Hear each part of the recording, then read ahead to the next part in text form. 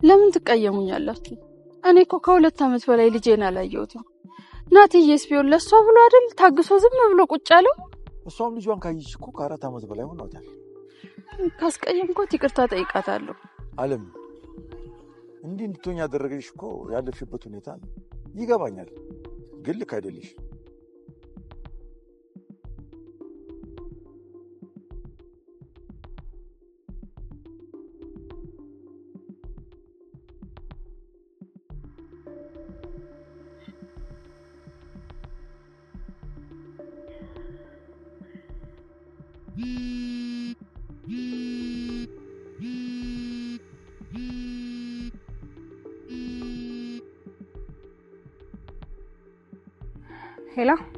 ሄሎ ትሁት፣ ልጅሽን ይዤ ወደ ቤት እየመጣሁ ነው።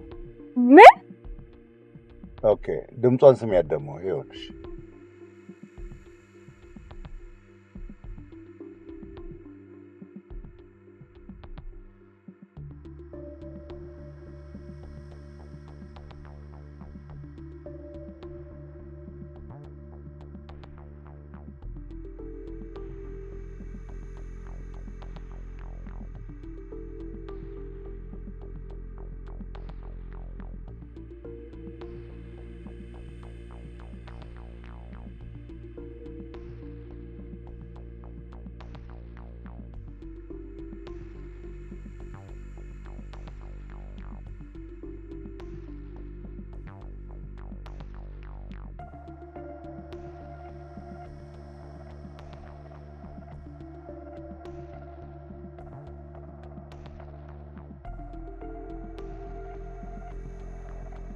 ትሁት የልጇን ወደ አዲስ አበባ ወደምትሰራበት ቤት መምጣት ሰብታ በደስታ በፍጥነት ከነበረችበት እየሮጠች ልጇን ለማግኘት ሄዳለች። ነገር ግን ለሰው ልጅ ክብር የሚባል ነገር የሌለው ገንዘብም ለማግኘት ሲል ምንም አይነት ነገር ከማድረግ ወደ ኋላ የማይለው ገዛኸኝ አግብቷት ልጅም ከወለደችለት አለም እንዲሁም ከልጁም ናቲ ጭምር ማንም ቢሆን በጥቅሙ ከገቡበት ከመግደል ወደ ኋላ የሚል ሰው አይደለም። አለም ከጠፋችበት ጊዜ አንስቶ የተጋረጠበትን አደጋ ለመከላከል ሲልም የትሁትን ልጅ እንደ መደራደሪያ አሳግቶ ወደ ቤቱ አስመጥቷታል። ነገር ግን በዚህ ሁሉ መሃል ገዛኸኝ ያላወቀው የልጃቸው ልጅ ከእጃቸው ላይ በመወሰዷ እንደ እግር እሳት እያንገበገባቸው ያሉት የትሁት አባት ነገሩን ታግሰው በሰላም መፍታት ስላልቻሉ በዝምታም የሚያልፉት ቀላል ጉዳይም ስላልሆነ ከቤታቸው አጥተው ጥለውት የነበረውን መሳሪያ አንስተው በጉልበት ለምን ቢሆን ተቃብተው የልጅ ልጃቸውን ለማስመለስ ቆርጠው ተነስተዋል። ገዛኸኝ የተጋረጠበት ችግር ይሄ ብቻ አይደለም። የእናቱን ግፍ ለመበቀል የተነሳው ናቲ ከሱ ጋር ምንም ሳይነካካ ወደ እስር ቤት ሊያስወረውረው እንዳሰበው እጁ ላይ ባሉት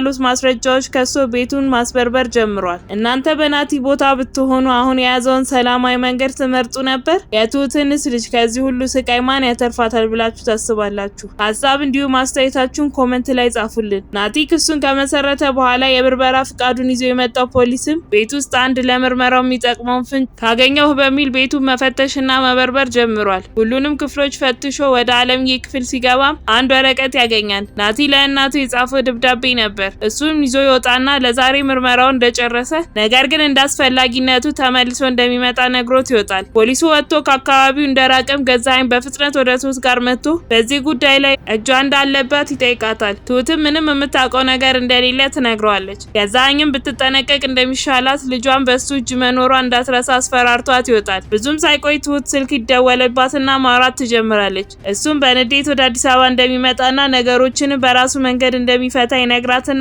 ስልኩንም ይዘጋዋል። በዛን ሰዓት አለሜ ናቲን አዋርታው በደስታ ስሜት እያለቀሰች ነበር።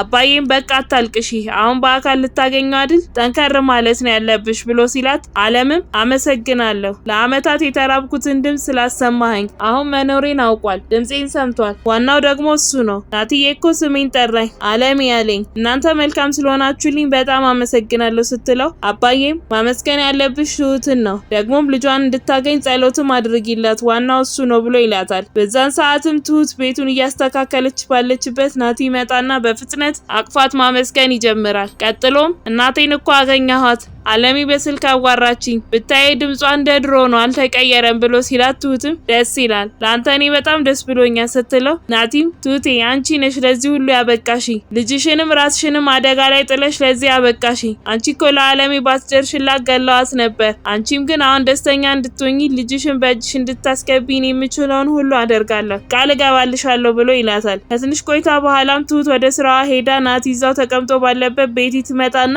አንተ ነህ አይደል ብላ ግልጽ ያልሆነ ጥያቄ ትጠይቀዋለች። ናቲም ግራ ተጋብቶ ስለምንድነው የምታወሪው ብሎ ሲጠይቃት ቤቲ ፖሊስ ያመጣው ብላ በቀጥታ ትጠይቀዋለች። ናቲም በድፍረት አዎ እኔ ነኝ ብሎ ሲመልስላት ቤቲም ልክ ነኝ ብለህ ታስባለህ ናቲ አባትህ እኮ ነው ትለዋለች። እሱም በንዴት የእናቴ ነፍስስ የተፈጠሩት ነገሮችስ እንደውም አንድ ነገር ልንገርሽ እንደዛሬ ትክክለኛ ውሳኔ ወስኜ መማውቅ አይመስለኝም ብሎ በልበ ሙሉነት ይመልስላታል። ቤቲም ከተቀመጠችበት ተነስታ ወደ ትሁት ጋር ትሄድና ይኸውልሽ ትሁት አንድ ምክር ልምከርሽ ነገሮች እኔ ሰላም እንዲሆኑ ነው የምፈልገው በዚህ ሁኔታ ላይ እዚህ ቤት ፖሊስ መምጣቱ ልክ አይደለም ላንቺም ለልጅሽም ቢሆን ጥሩ አይደለም ብላ ስትላት ትሁትም እኔ እኮ አይደለም ያመጣሁት ብላ ትመልስላታለች። ቤቲም ቀጥላ ገዜ ግን አንቺን ነው የሚጠረጥረው ስትላት ትሁትም እሱ እንዴት ነው እኔ ሊጠረጥር የሚችለው ደግሞ እኔ ሆንኩ ሌላ ሰው ፖሊስ ያመጣው ለውጥ የለውም ቆይ ግን መታወቁና ለህግ መቅረባችሁ የሚቀር ይመስልሻል ልበል ቤቲ እኔ አንድ የተሻለ ምክር ልንገርሽ ቶሎ ከዚህ ብታመልጪ ነው የሚሻልሽ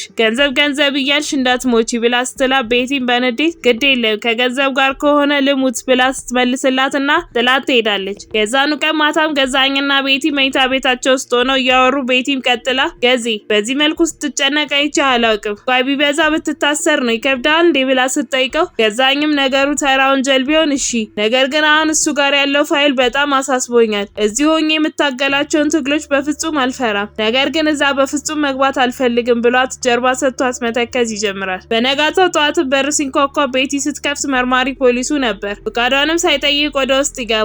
እሷም ግራ ተጋብታ ይቅርታ ማን ልበል ብላ ስትጠይቀው እሱም ኢንስፔክተር ሳሙኤል እባላለሁ ለአንዳንድ ምርመራዎች ነው የመጣሁት ብሎ እያላት ባለበት ገዛኝ ይመጣና ዛሬ መጣ ልተሻለህ እንዴ ዛሬም ብሎ ሲጠይቀው ፖሊሱም ምርመራውን ደጋግሜ ማድረግ እኮ እችላለሁ ብሎ ይመልስለታል። ጥጋበኛው ገዛኝም ግን እኮ እኔ ማን እንደሆንኩ ታውቃለህ ብሎ ሊያስፈራራው ሲሞክር ፖሊሱም ማንም ልትሆን ትችላለህ ነገር ግን ከህግ በታች ነህ ደጋግሜ ደወልኩ ግን ስልክህን አታነሳም ብሎ ሲለው ገዛኝም አዎ ስራ አለብኝ አሁንም ወደዛው ልሄድ ነው ብሎ ንቀት በተሞላበት መልኩ ሲመልስለት ፖሊሱም እኔም ስራዬን ነው እየሰራሁ ያለሁት ስራዬን ባታከብድብኝ ደስ ይለኛል በባለፈው ጊዜ ምርመራችን አንድ ወረቀት አግኝተን ነበር አንድ እናቱ የናፈቀችው ልጅ የጻፈው ደብዳቤ ያ ወረቀት ደግሞ አንዲት ሴት እዚህ እንደታገተች ነው የሚያሳየን ብሎ ሲለው ገዛኝም በድንጋጤ እንዲሁም በንዴት ስሜት ውስጥ ሆኖ ተሳስተሃል ብሎ ይመልስለታል። ፖሊሱም በንዴት ልክና ስህተቱን አንተ አትነግረኝም ግን ወደ በኋላ ደውላለሁ ስልክ አንሳ ብሎት ወደ ቤት ውስጥ ለምርመራ ይገባል። ከሰዓታት በኋላም ገዛኝና ናቲ ቤት ውስጥ ሆነው መጨቃጨቅ ይጀምራሉ። ገዛኝም ይቀጥልና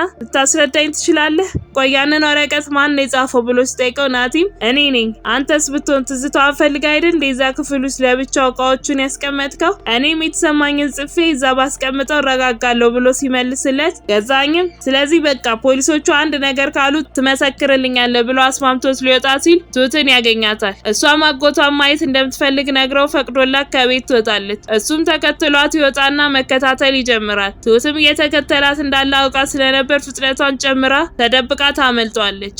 ቀጥታም ወደ አባዬ ቤት ሄዳ ሰላምታ ከተለዋወጡ በኋላ አለም ትቀጥልና ትሁቴ ናትዬን እኮ አወራሁት ልጄን አገኘሁት አንቺ ለኔ ሲባል የተላክሽ መልአኬ ነሽ ብላ ስታሞግሳት ትሁትም እንኳን ደስ አለሽ አለሜ ናቲን ስላገኘሽ እኔም በጣም ደስ ብሎኛል ስትላት አለምም አንቺም ልጅሽን በቶሎ እንደምታገኛት ተስፋ አደርጋለሁ ስትላት ትሁትም ናቲን ስላገኘሽ በጣም ደስ ብሎኛል ነገር ግን እኔም ልጄን ሳገኝ ያኔ ደስታችን ሙሉ ይሆናል አሁን ግን ጎደሎ ነው ትላታለች። አለም አንቺ ሁሌ አጠገቤ እንድትሆኝና እንድንዛመድ የልጄ ሚስት እንድትሆኝ ነው የምፈልገው ስትላት አባዬም ይቀጥልና እሱን ሁላችንም ስንመኘው የነበረ ነገር ግን እንደ ልጅሽ ይወሰናል እንደ እኔ ልጅ ከረፈፍና አቋም የሌለው ከሆነ አያገኛትም ሲላት ትሁት በመሃል ትገባና አሁን ዋናው ለልጄ ጸልዩልኝ ዋናው ጉዳይ እሱ ነው ትላቸዋለች። ትሁትና አባዬም ተነስተው ወደ ማዕድ ቤት ሄዱና በሁኔታዋ ግራ ተጋብተው ስለነበር ሌላ የተፈጠረ ነገር ካለ ይጠይቃታል። ትሁትም አባቷ ደውሎ እንደነበረና ወደዚህ መጥቶ የተወው እንደመፋ መፋሰስ እንደገና ሊጀምር እንደሆነ ትነግረዋለች።